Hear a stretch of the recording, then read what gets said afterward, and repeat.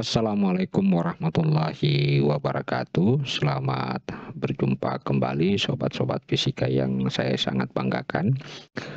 Baik, kali ini kita akan membahas tentang gelombang bunyi, tentu dengan pokok bahasan tahap intensitas dan interferensi bunyi, dan juga disertai beberapa contoh soal. Baik, kita langsung saja ke pembahasan pertama, yaitu taraf intensitas. Pada video sebelumnya kita sudah mempelajari tentang persoalan intensitas yang dirumuskan sebagai daya yang ditimbulkan oleh sumber bunyi dibagi dengan luas arah radial dari pancaran gelombang bunyi tersebut. Nah, kali ini kita akan menjelaskan tentang taraf intensitas. Jadi misalkan ini ada sebuah sumber bunyi yang memancarkan gelombang ke segala arah dalam arah radial. Kemudian pada jarak R ada seorang pendengar yang mendengarkan sumber bunyi tersebut. Nah, perlu saya jelaskan terlebih dahulu bahwa intensitas yang didengar oleh pendengar tersebut itu dinyatakan sebagai I sama dengan V daya per A, ya. Daya per A. Jadi daya yang dikeluarkan oleh sumber bunyi, di mana A itu tak lain adalah luas dari arah radial gelombang bunyi, yaitu sebesar 4pi R kuadrat. Nah, ini adalah intensitas yang didengar oleh pendengar. Dan tentu saja satuannya adalah watt per meter. Nah, selanjutnya ada yang kita kenal istilah taraf intensitas. Jadi beda dengan istilah intensitas. Nah, secara teori taraf intensitas itu menyatakan tingkat. Jadi ada menyatakan tingkat kebisingan, ya, suatu bunyi pada pendengaran manusia.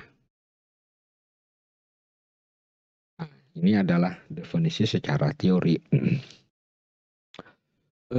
Secara fisika,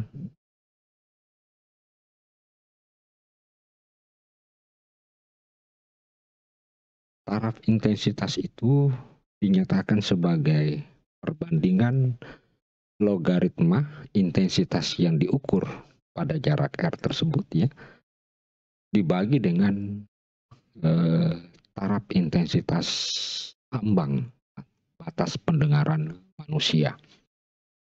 Nah, secara fisika itu dirumuskan sebagai 10 log I per I0. Nah, kita simpan sebagai persamaan pertama. Nah, kita lihat besaran I0 itu adalah sebuah besaran yang sudah ditetapkan sebagai threshold of hearing. Artinya batas pendengaran, di mana batas pendengaran itu terjadi pada frekuensi 1000 Hz atau 1 kHz dengan sound intensity level atau tingkat taraf intensitasnya adalah 0, ya, adalah 0. Nah, di mana dalam tabel tersebut dinyatakan bahwa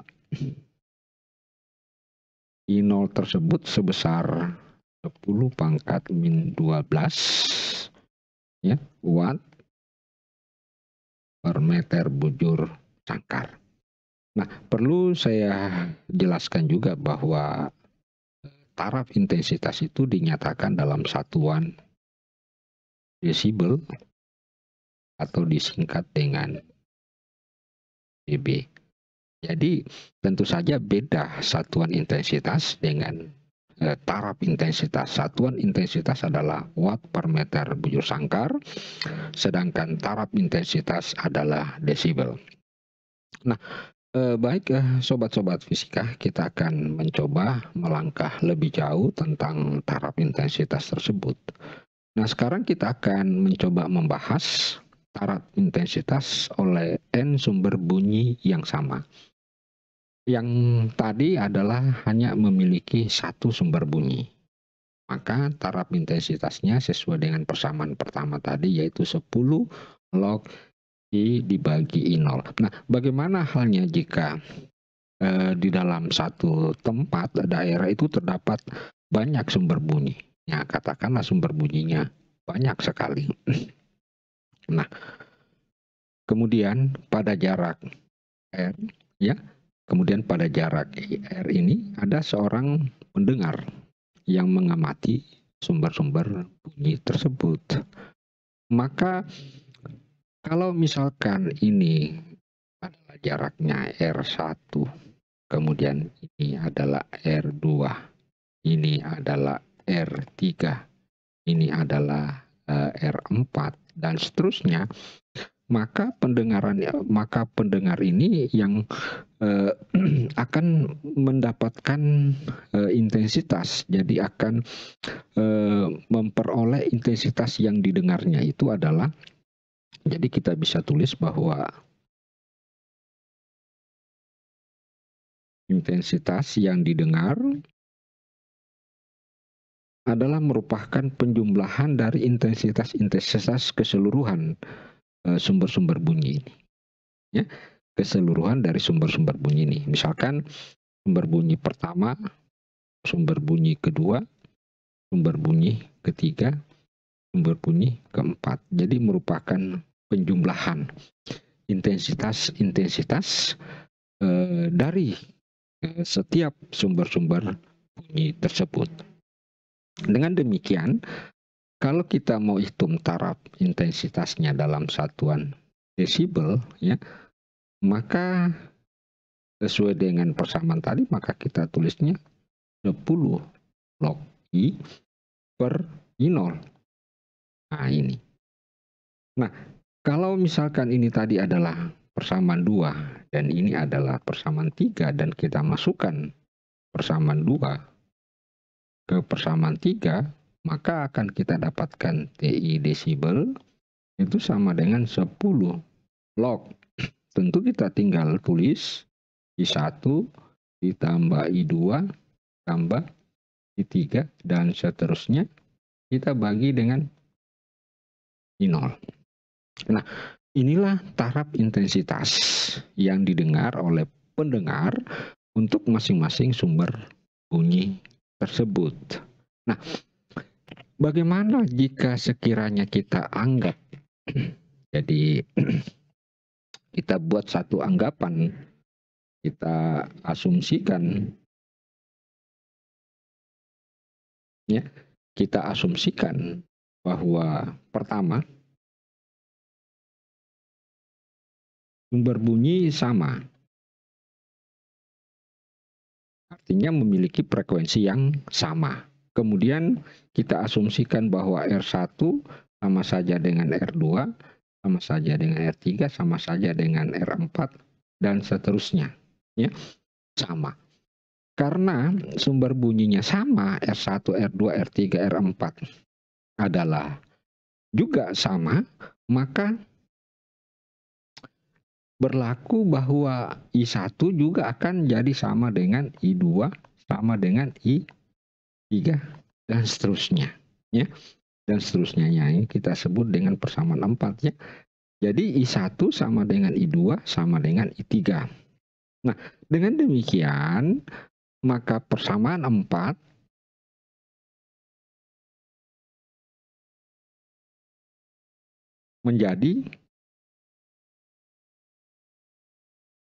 TI, nah kita sudah mulai pasang ini dalam satuan desibel, ya. Nah, kita sudah mulai dapatkan 10 log. Karena sama semua, maka kita dapatkan N I1, ya. Jadi N kali I1 per I0. Oke. N I1 kali I0. Sehingga jika kita operasikan ini, maka kita dapatkan 10. Kita tulis log N, karena N ini dalam bentuk perkalian, ya. Jadi dalam bentuk perkalian ditambah dengan log I per I0. Sehingga kalau kita tulis begini, 10, katakanlah I1 ya. I1 per I0 ditambah 10 log N. Nah, ini ternyata sama dengan taraf intensitas pertama ditambah 10 log N.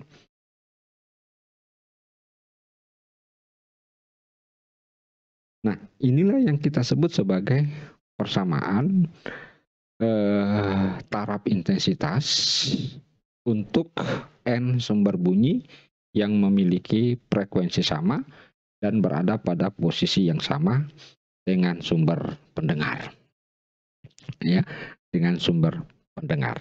Oke, jadi kita sudah mendapatkan persamaan untuk menentukan taraf intensitas dari N sumber bunyi yang memiliki frekuensi yang sama dan berada pada posisi yang sama terhadap pendengar.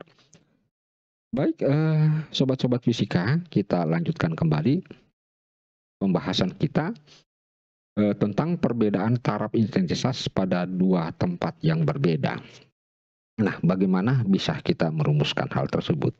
Jadi misalkan ada sebuah sumber bunyi. Ya, ada sumber bunyi, kemudian ada dua pengamat, pendengar pertama dan pendengar kedua. Katakanlah jaraknya ini adalah R1, ini jaraknya R2. Jadi ini pendengar pertama dan ini pendengar kedua.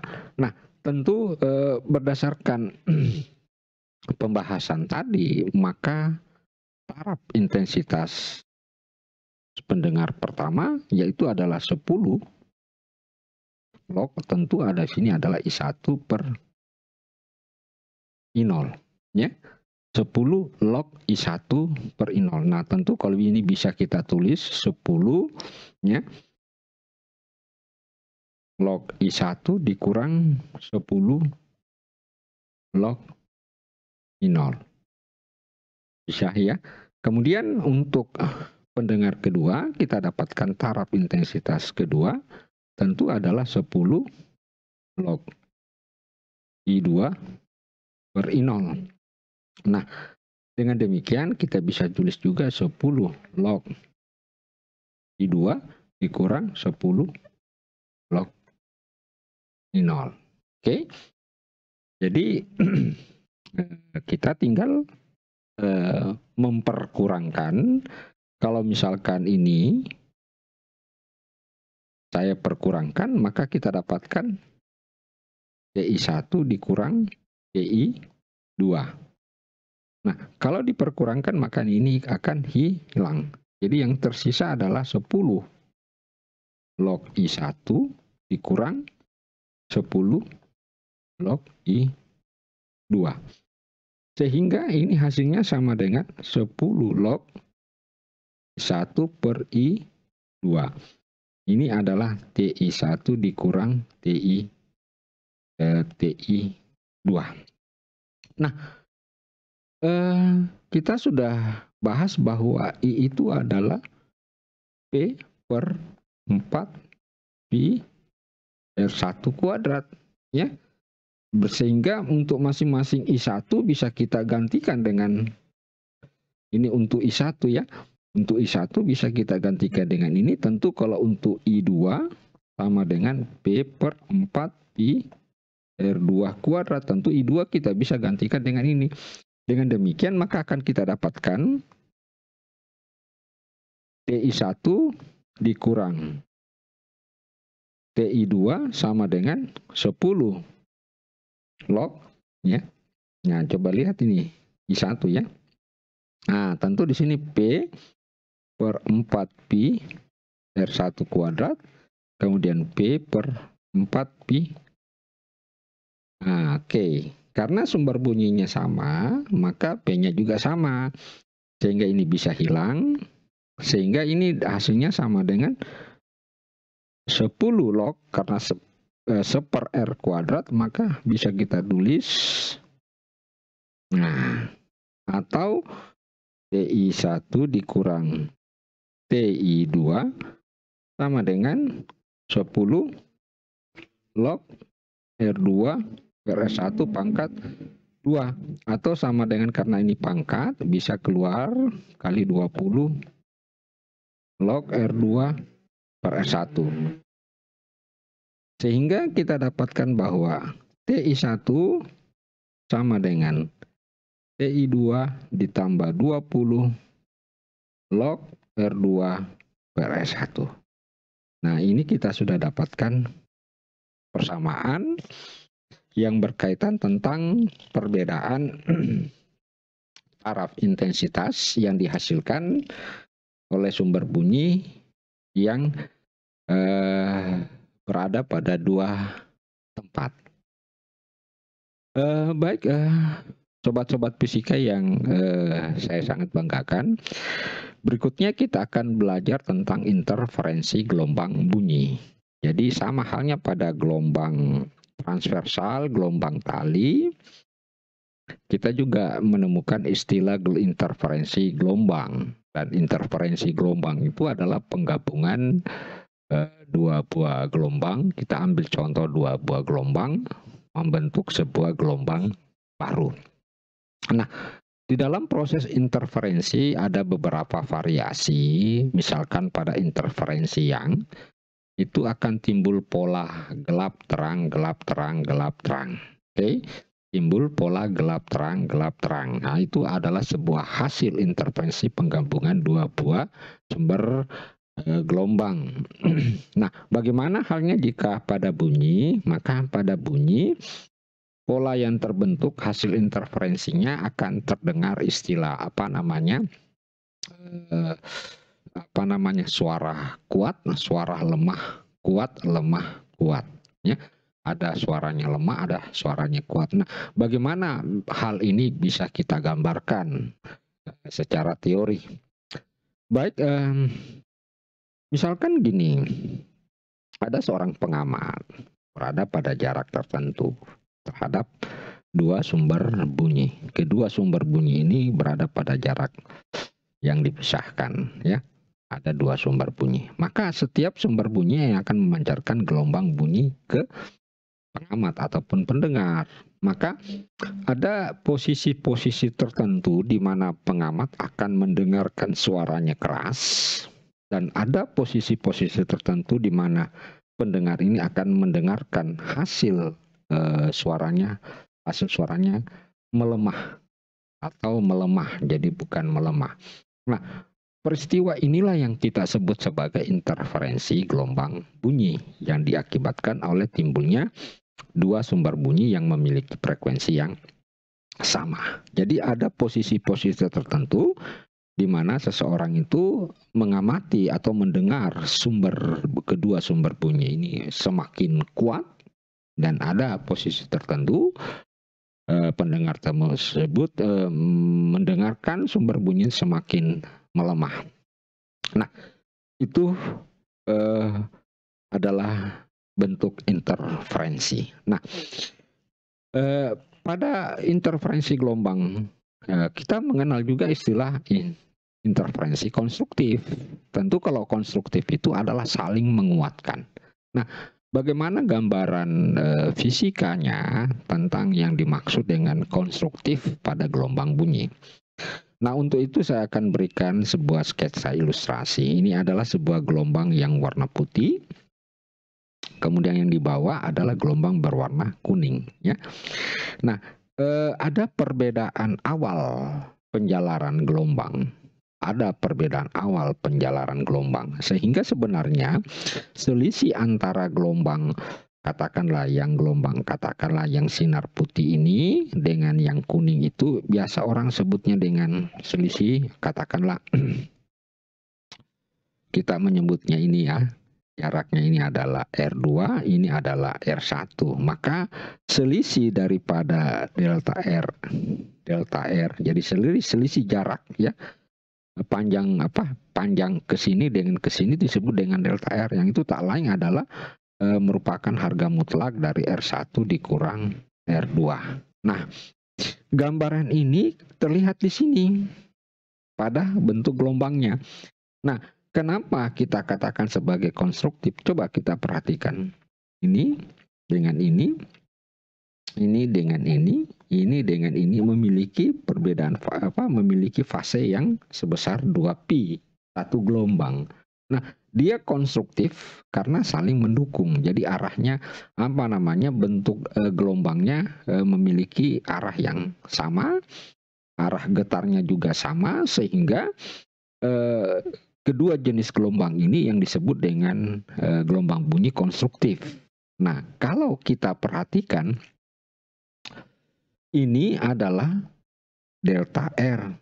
Nah, kalau kita perhatikan ternyata syarat terbentuknya konstruktif itu apabila perbedaan delta R-nya itu, jadi perbedaan delta R-nya itu adalah ini, sama dengan berapa ini? Ini adalah satu gelombang. Jadi perbedaannya adalah satu gelombang. Dikatakan itu terjadi konstruktif. Apakah harus satu gelombang? Tidak satu gelombang, bisa juga dua gelombang, bisa juga tiga gelombang. Sehingga syarat terjadinya konstruksi merupakan kelipatan N daripada lambda. Jadi ini syarat terjadinya konstruktif. Jadi kalau saya tulis secara ini, bisa saya tulis begini, R1 dikurang R2, syarat terjadinya konstruktif maka merupakan kelipatan N daripada lambda, ya.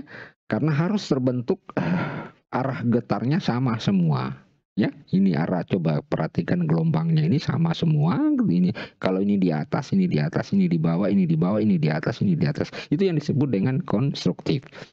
Di mana N itu kita ketahui sebagai bergerak 1, 2, 3, dan seterusnya. Nah, bagaimana halnya untuk kebalikan daripada konstruktif adalah destruktif. Ya. Nah, kita lihat pola gelombangnya. Nah, perhatikan. Antara puncak-puncak saling berlawanan arah getarnya. Ya. Nah, saling berlawanan arah getarnya, ini ke atas, ini ke bawah, sehingga kalau digabungkan ini akan saling meniadakan. Itu yang disebut dengan destruktif. Jadi kedua gelombang ini akan terbentuk pola destruktif. Nah, syaratnya apa? Nah, ini kita lihat delta R, tentu R1 dikurang R2. Kita lihat. Nah, ternyata itu terbentuk apabila dia setengah gelombang. Jadi setengah gelombang. Dengan demikian terbentuknya destruktif itu apabila merupakan N kali setengah gelombang, ya. Setengah gelombang, atau kita bisa tulis, ya. Saya tulis begini saja, 1/2 lambda. Nah, ini terjadi untuk destruktif, di mana N juga tetap 1, 2, dan seterusnya, ya. Nah, kita sudah bisa membedakan yang konstruktif dan destruktif. Jadi destruktif sekali lagi puncak-puncak gelombangnya saling melemahkan. Baik, sobat-sobat fisika, kita masuk ke pembahasan berikutnya, yaitu kalau saya tidak contoh soal.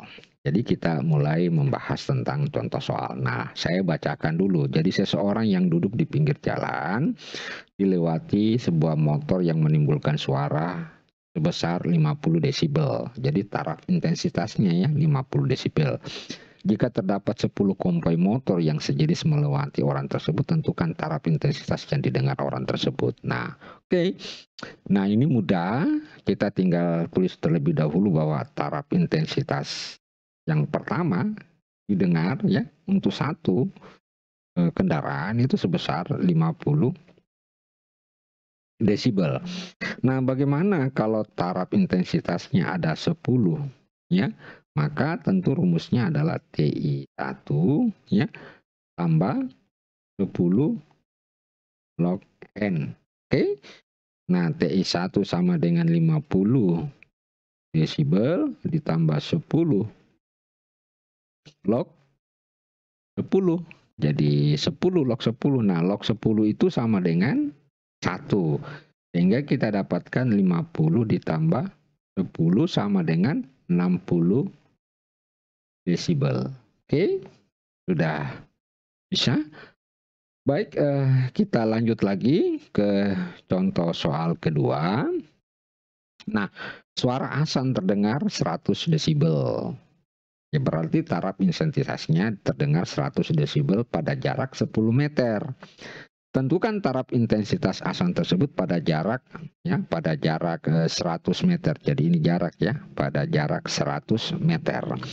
Nah, baik, kita dalam soal itu kita ketahui yaitu taraf intensitas pertama itu sebesar berapa? 100 desibel. Ini terjadi pada jarak R1 10 meter. Nah, yang ditanyakan berapa taraf intensitas kedua pada jarak R2 sama dengan 100 meter.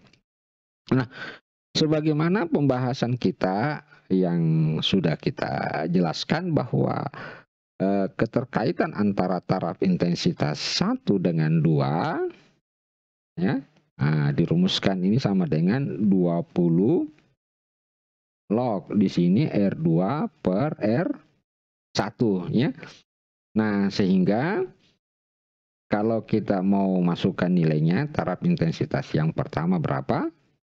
Sama dengan 100 desibel ya.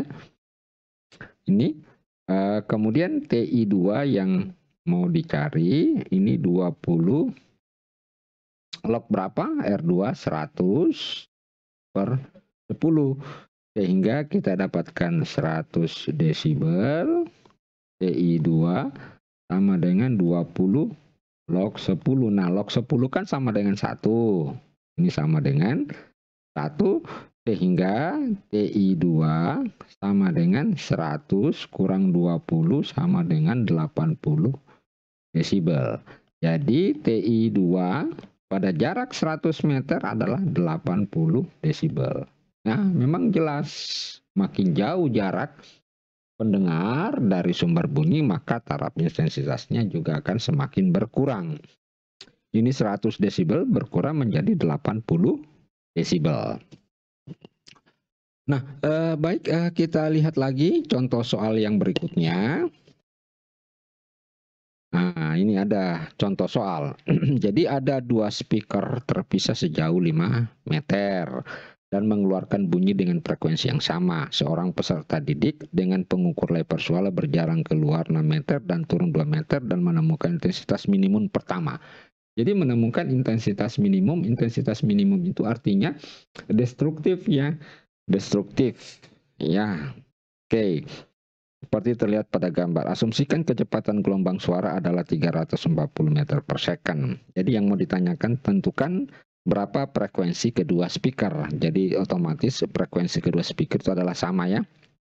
Nah, kira-kira gambarannya seperti ini. Jadi ada speaker memiliki frekuensi yang sama, terpisah sejauh 5 meter. Kemudian ini seorang siswa bergerak dulu 6 meter. Kemudian turun jadi 2 meter. Oke, yang ditanyakan berapa tentukan berapa frekuensi. Nah, perlu kita ketahui bahwa dalam persamaan itu kan yang dicari adalah delta R sama dengan R1 dikurang R2. Ini sama dengan 1/2 jadi N N /2 lambda, karena ini adalah destruktif. Nah, karena dinyatakan sebagai intensitas minimum pertama, berarti N-nya sama dengan 1. Sehingga kita dapatkan bahwa delta R itu adalah R1 dikurang R2 sama dengan 1/2 lambda. Nah, kita tulis dulu bintang-bintang. Nah, tentu apa yang akan kita lakukan? Maka kita harus menentukan nilai R1. Nilai R1. Jadi titiknya katakanlah di sini, maka misalkan ini adalah nilai R2 misalnya ya. Oke. Dan ini di sini adalah R1. Jadi sehingga kalau kita tarik garis seperti begini ya. Nah, maka ini kalau ini 2 meter, ini berarti ini sama dengan 3 meter, ini sama dengan 6 meter. Nah, tentu kita tinggal menggunakan Pitagoras untuk menentukan masing-masing nilai R2 dan R1 ya. Kita menentukan R2 R1. Nah, R2 itu adalah, nah kita cari dulu R2 itu. Nah, R2 itu sama dengan 6 meter. 6 pangkat 2 ditambah 2 pangkat 2 akar ya. Oke, sama dengan akar 36 ditambah 4 sama dengan akar 40. Nah, oke. Nah, kita kalkulator dulu. Akar 40, kita kalkulator. Ternyata hasilnya sama dengan 6,32 meternya. Kita bulatkan di situ saja ya. Nah, selanjutnya kita lihat lagi R1. Kita ingin menentukan R1. Tentu R1 adalah 6 pangkat 2 ditambah 3 pangkat 2 akar ya. Karena menggunakan Pitagoras. R1 sama dengan 6 pangkat 2 ditambah 3 pangkat 2. Nah, berarti ini 36 ditambah 9 ya, sama dengan akar 45. Akar 45. Kita kalkulator dulu. Nah, ternyata akar 45 sama dengan 6,71 meter. Maka kita sudah dapatkan. Dengan demikian, delta R itu adalah R1 dikurang R2 harga mutlaknya. Jadi bisa dibolak-balik, tidak ada masalah. Sehingga kita dapatkan 6,71 dikurang 6,32. Nah, ini kalau kita hitung ya sekitar 0,39 meter. Nah, syaratnya itu tadi delta R adalah 1/2 ya, lambda. Ini berlaku untuk N pertama, N sama dengan 1. Nah, sehingga kalau kita masukkan 0,39 ya. Nah, kita masukkan ini 0,39 kali 1/2 lambda ya. Maka lambdanya kita dapatkan 0,78 meter. Oke. Nah, tetapi karena yang dicari adalah frekuensi, maka kita mengaitkan hubungan antara frekuensi dengan kecepatan rambat gelombang bunyi. Nah, itu didapatkan sebesar berapa tadi? 300, sudah ditentukan adalah 340 meter per second. Dengan demikian, frekuensi yang kita cari adalah V per lambda ya. Nah, ini sama dengan 340 meter per second dibagi dengan 0,78 meter. Oke. Nah, kita kalkulator kembali. 340 dibagi 0,78. Oke. Oh, udah ketemu ya. Itu sekitar 435,9 Hz. Jadi frekuensi daripada speaker tersebut sebesar 435,9 Hz. Oke, baik sobat-sobat fisika, saya pikir kita cukupkan sampai di sini saja. Saya mohon maaf atas segala kekurangannya. Semoga penjelasan ini memberikan keberkahan bagi keilmuan yang kita miliki. Dan saya akhiri sekian. Wassalamualaikum warahmatullahi wabarakatuh.